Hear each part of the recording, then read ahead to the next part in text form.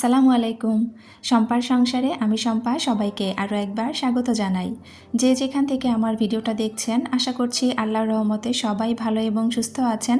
আলহামদুলিল্লাহ আমিও আমার পরিবার নিয়ে ভালো আছি।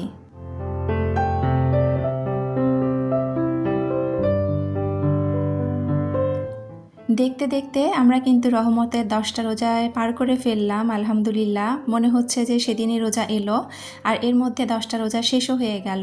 আপনারা যখন আমার এই ভিডিওটা দেখবেন তখন হয়তো মাগফিরাতের একটা রোজা চলে যাবে ইনশাআল্লাহ। তো দিন আসলে যে কত তাড়াতাড়ি চলে যাচ্ছে বোঝাই যাচ্ছে না। তো আমি সকাল থেকে ভিডিওটা শুরু করেছি। আজকে আমার বাসায় একটু ছোটোখাটো ইফতারের আয়োজন করেছি। তো কাদের জন্য আয়োজন করেছি সেটা একটু পরে বলছি। এখানে আমি একটু ছোলা ধুয়ে নিচ্ছিলাম। গতকালকে রাতে আমি ছোলাটা ভিজিয়ে রেখেছিলাম। সকালবেলা অফ ক্যামেরায় আমি আমার রান্নাঘরে যা যা কাজ থাকে, থালা বাসন ধোয়া, চুলা পরিষ্কার করা সব কিছু করে নিয়েছি। আর সকালবেলাতেই আমি এই ছোলাটা আজকে রান্না করে নিব। তার কারণ হচ্ছে যে আমি একটু সকাল থেকে কাজগুলো এগিয়ে রাখতে চাচ্ছিলাম। আজকে যেহেতু একটা ছোটোখাটো ইফতারের আয়োজন, তো বেশ কিছু রান্নাবান্না করতে হবে। আমি হয়তো টাইমটা কভার করতে পারবো না, এই জন্য সকাল থেকেই শুরু করেছি। তো আজকে ছোলার সাথে আমি কিছু আলু দিব। তো প্রেশার কুকারের মধ্যে আমি ছোলাগুলো সিদ্ধ করে নিয়েছিলাম। আর ছোলা যে আমার ফ্রিজে সিদ্ধ করা ছিল সেগুলো আর অল্প পরিমাণে আছে, সেগুলো দিয়ে আসলে হবে না, যার জন্য আবার আমাকে ছোলাটা ভেজাতে হয়েছে।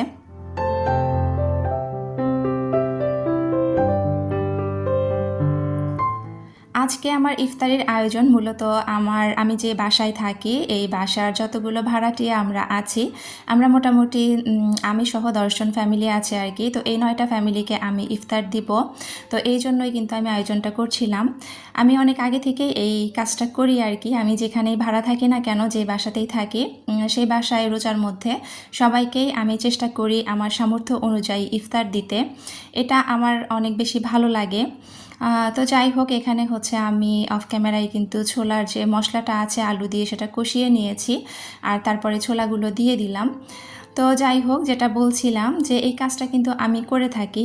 ছোটোবেলা থেকে আমরা বড় হয়েছি, আমাদের পাড়ার মধ্যে আগে দেখতাম যে এই ইফতারের আয়োজন দেখা যেত প্রত্যেকটা বাড়িতে বাড়িতে কিন্তু এরকম ইফতারের দাওয়াত দেওয়া হতো বা ইফতারের আয়োজন করত। আমাদের বাড়িতে আয়োজনটা করা হতো। আমার আব্বু কিন্তু প্রত্যেক বছর রোজার মধ্যে দেখা যেত যে ওনার বন্ধুবান্ধব থেকে শুরু করে পাড়ার যে মানে ছেলে মানুষ যারা আছেন তাদেরকে আমাদের বাড়িতে ইফতারের জন্য দাওয়াত দেওয়া হতো এবং আমরা বাড়িতে বাড়িতে গিয়ে ইফতার দিয়ে আসতাম। আমার মা ইফতারি তৈরি করতো, আমরাও হাতে হাতে তৈরি করতাম। অনেকটা মানে উৎসব মুখর একটা পরিবেশ থাকতো। তো আমরা কিন্তু আসলে ওইরকম একটা আনন্দের মধ্যে বড় হয়েছি। রোজা আসলেই একটা ইফতারের আমেজ হতো আর কি। এটা আমাদের কাছে অনেক বেশি ভালো লাগতো। তো আমি চেষ্টা করি যে এই জিনিসগুলো যাতে আমার বাচ্চা কাচ্চাগুলোও শেখে, কারণ এখনকার বাচ্চারা কিন্তু দেখবেন যে আমাদের মতো এই সুন্দর পরিবেশটা কিন্তু ওরা পায় না একেবারেই। ওরা কিন্তু এই জিনিসগুলোর মজাই বোঝে না।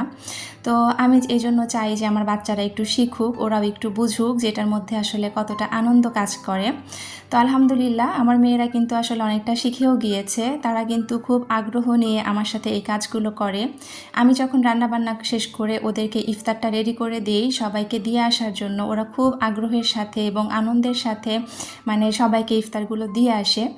তো আর সবচাইতে সত্যি কথা বলতে আমার হাজব্যান্ড এটার ব্যাপারে ওর আগ্রহটা অনেক বেশি।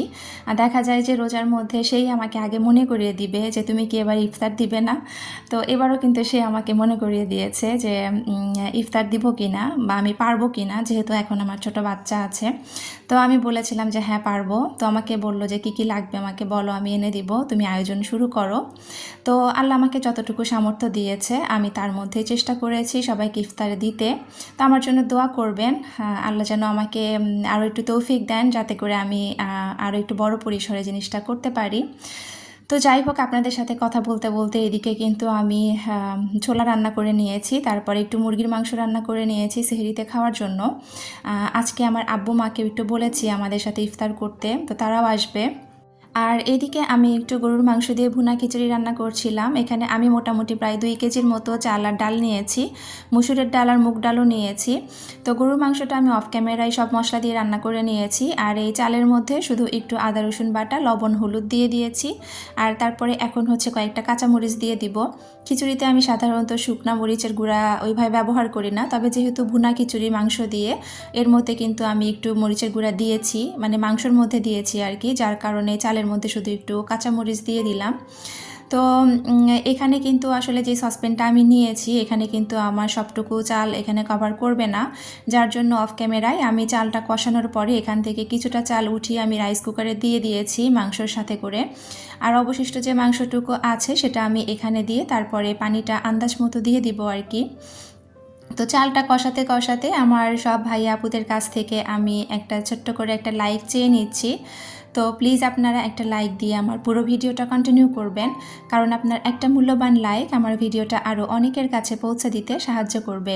যারা নতুন আমার চ্যানেলটা ভিজিট করছেন, আমার ভিডিওর কোনো অংশ, আমার কথা বা কাজের কোনো অংশ যদি আপনাদের কাছে ভালো লেগে থাকে, আর আপনারা যদি এরকম লাইফস্টাইল ব্লগ দেখতে পছন্দ করে থাকেন, তাহলে আপনারা আমার চ্যানেলটি সাবস্ক্রাইব করে পাশে থাকা বেল অপশনে প্রেস করে অল বাটনে ক্লিক করে রেখে দিতে পারেন, যাতে করে আমি ভিডিও ছাড়ার সাথে সাথে নোটিফিকেশন আপনার কাছে চলে যায় আর আপনি আপনার মূল্যবান সময় বের করে আমার ভিডিওটা দেখে নিতে পারেন। যারা অলরেডি কাজগুলো করে দিয়েছেন তাদেরকে অসংখ্য ধন্যবাদ।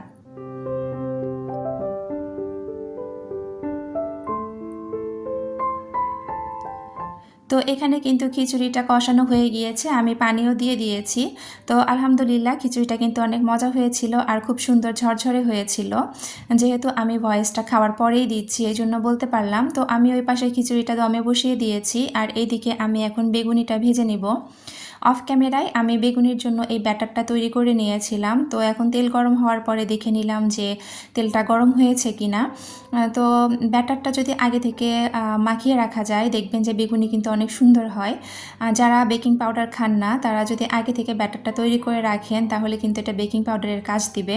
আমি মোটামুটি আধা ঘন্টা আগে মাখিয়ে রেখেছিলাম, যদিও আমি বেকিং পাউডার ব্যবহার করি, তারপরে একটু আগে থেকে মাখিয়ে রাখলে বেগুনিগুলো কিন্তু আরও অনেক সুন্দর হয়। তো আমি কিন্তু সব কিছু ভাজার আপনাদের সাথে শেয়ার করছি না, কারণ সব ভাজা দেখাতে গেলে আমার একটু সময়ের প্রয়োজন ছিল। ইচ্ছা ছিল যে আপনাদের সাথে খুব গুছিয়ে ভিডিওটা শেয়ার করব, কিন্তু সেটা আর সম্ভব হয়ে ওঠেনি। যেহেতু আমার ছোট বাচ্চা আছে, আমি চাইলেও সব কিছু এভাবে করতে পারি না। আমি কিন্তু সকাল থেকে গোছকাজ শুরু করেছিলাম, সকালে যে ছোলা রান্না করেছিলাম, তারপরে কিন্তু এই যে রান্নাগুলো করতে এসেছি তখন কিন্তু 2:30 বাজে। চিন্তা ভাবনা ছিল 2টার দিকে আসবো, কিন্তু সেটা আমার ছেলের জন্য হয়ে ওঠেনি। তো 2:30টার দিক থেকে আমি এদিকে রান্নাবান্না শুরু করেছিলাম। তবে আলহামদুলিল্লাহ সময়ের মধ্যে আমি করতে পেরেছি, এটা হচ্ছে বড় কথা। টেনশনে ছিলাম যে আদৌ আমি সময়ের মধ্যে কভার করতে পারবো কি না, কিন্তু সেটা হয়ে গিয়েছিল। যাই হোক, ওইদিকে বেগুনিটা কড়াইয়ের মধ্যে দিয়ে আমি খিচুড়িটা একবার নাড়াচাড়া করে দেখছিলাম যে হয়েছে কি না। তো খিচুড়িটা কিন্তু খুব সুন্দরভাবে হয়ে গিয়েছে। তো এখন আমি চুলাটা বন্ধ করে দিব।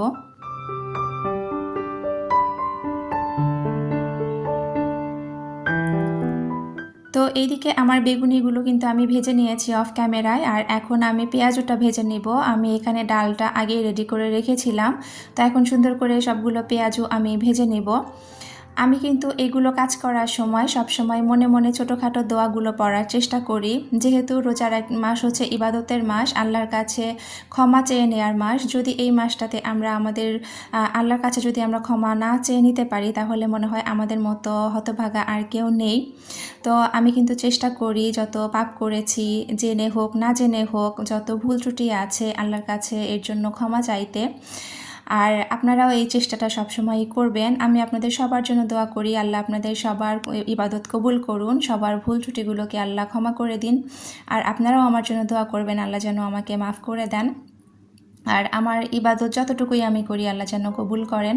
তো যাই হোক, আমি কিন্তু ওইদিকে সব ভাজাভাজি করে নিয়ে টেবিলে চলে এসেছি। আসলে সত্যি কথা বলতে আমার ইচ্ছা ছিল যে একটা ডেজার্ট আইটেম আমি রাখবো, কিন্তু আমি কভার করতে পারিনি। আর আমার হাজব্যান্ডকে বলেছিলাম জিলাপি আনতে, তো দুর্ভাগ্যবশত সেও একটা কাজের জন্য আর জিলাপিটাও আনতে পারেনি। তো যাই হোক, এখানে কিন্তু আমি এই যে ইফতারিটা রেডি করে নিচ্ছিলাম। আমার বড় মেয়েটা কিন্তু খুব আগ্রহ ছিল যে ও আমার সাথে ইফতারের কাজগুলো করবে। তো আজকে কিন্তু ওর আসলে প্রাইভেটের জন্য ও এটা করতে পারেনি। আমি যখন ইফতারিটা প্লেটে নিচ্ছিলাম তখন হচ্ছে ওই প্রাইভেট থেকে এসেছে, তারপরে কিন্তু ওদেরকে দিয়ে আমি ইফতারিগুলো পাঠিয়েছিলাম। ওরা 2 বোন খুব খুশি মনে সবাইকে ইফতারিগুলো দিয়ে এসেছে। তো আপনাদের সাথে ইফতার রেডি করতে করতে একটা ছোট্ট করে খুশির খবর শেয়ার করে নেই। আমাদের পরিবারে কিন্তু একজন নতুন সদস্য এসেছে। আমাদের পরিবারে বলতে আমার শ্বশুর বাড়িতে আমার ভাসুর, আমার জায়ের হচ্ছে একটা ফুটফুটে একটা কন্যা সন্তান হয়েছে আলহামদুলিল্লাহ। তো বৃহস্পতিবারে ভোর রাতের দিকে আসলে ও হয়েছে। তো গত যে ভিডিওটা আমি শেয়ার করেছিলাম সেটাতে তো আসলে রেসিপি শেয়ার করেছিলাম, যার কারণে এই খবরটা আর শেয়ার করার মতো সুযোগ হয়নি। তো এই জন্য আজকে আপনাদের সাথে শেয়ার করে দিলাম। আমাদের পিচ্চিটার জন্য দোয়া করবেন, আল্লাহ যেন ওকে সুস্থ রাখেন। ওরা কিন্তু এখনও ক্লিনিকেই আছে, বাড়িতে এখনও যায়নি, হয়তো রবিবারের দিকে যাবে ইনশাআল্লাহ। তো যাই হোক, আপনাদের সাথে কথা বলতে বলতে এইদিকে কিন্তু আমি ইফতার রেডি করে নিয়েছি, আর আমার আব্বু মাও চলে এসেছে। আমাদের মোনাজাত ধরা হয়ে গিয়েছে, দোয়া দুরুদ পড়ে নিয়েছি। তো মাঝখানে কিছুটা সময় ছিল আর কি, তো এই সময়ের মধ্যে আমি একটু ভিডিও করে নিয়েছি। তো আমার কথা আর কাজের মধ্যে অনেক ভুল ত্রুটি আছে, প্লিজ একটু ক্ষমা সুন্দর দৃষ্টিতে দেখবেন। তো ভিডিও শেষ পর্যায়ে চলে এসেছি, আপনাদের সবার সুস্থতা কামনা করে আর আমার পরবর্তী ভিডিও দেখার আমন্ত্রণ জানিয়ে এখান থেকেই বিদায় নিচ্ছি। আল্লাহ হাফেজ, আসসালামু আলাইকুম।